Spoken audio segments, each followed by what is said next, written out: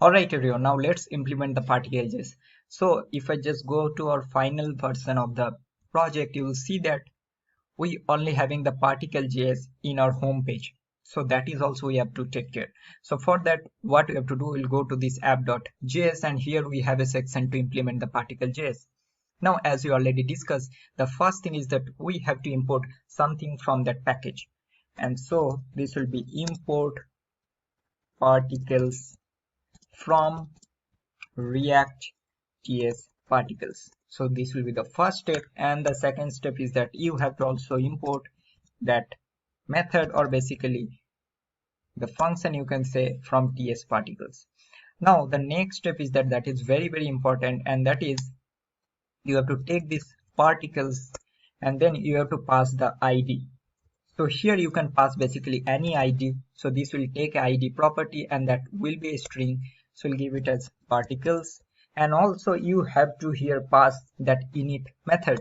So this will take a init property, and here we have to create that particles init. So this will be a method. So I'll just create here. So this will be const particles init, and this will be async await method. So this will be main. It will take one property here, and what you have to do, just you have to take await and then you have to call that particular function. You can see that this is a function that basically loads all of your particle.js in your application, and then you have to just pass this main here, and that's it. All right. And also the next thing is that what you have to pass, that is mandatory, you have to pass the options, and then only it will create all of your options. So now what we have to do, basically, if you remember in the previous video, I have showed you one GitHub page where basically you'll get all the options. So what you have to do, based on your choice, you can just click on any of the config and you'll copy all of it and create one file inside this helper, and then that config basically we have to use inside this option. So for now what I'll do, I have already created one, so I'll just copy and paste the same file here, and then what I'll do, along with this video I'll add that file so that you guys can access that config file and then you can use it to create your own.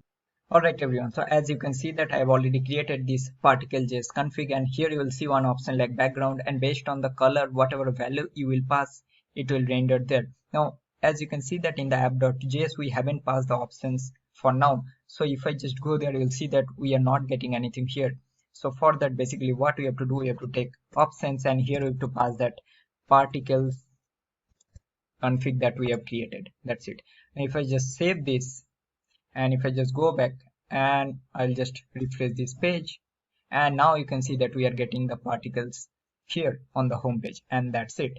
So this is all about how you have to integrate particle.js. I'll just recap everything once. So there should be two packages you have to install. One is React TS particles and another one will be TS particles. So basically this will give you this method that will basically render your particle.js in your application. Next thing is that what you have to do, you have to take this particles component, you have to pass this ID and options, and also don't forget to pass this method. So that is basically initialize your particle.js for your application. That's it. And in your particles config, you can modify it by your own. Wherever you'll get some color, you can just change the color and you can just test it by your own. And this is very easy to use, and that's all for this video. Now in the next video we will be starting the homepage content. So basically we will be creating this text, and also we'll be learning how to create typing effect using CSS.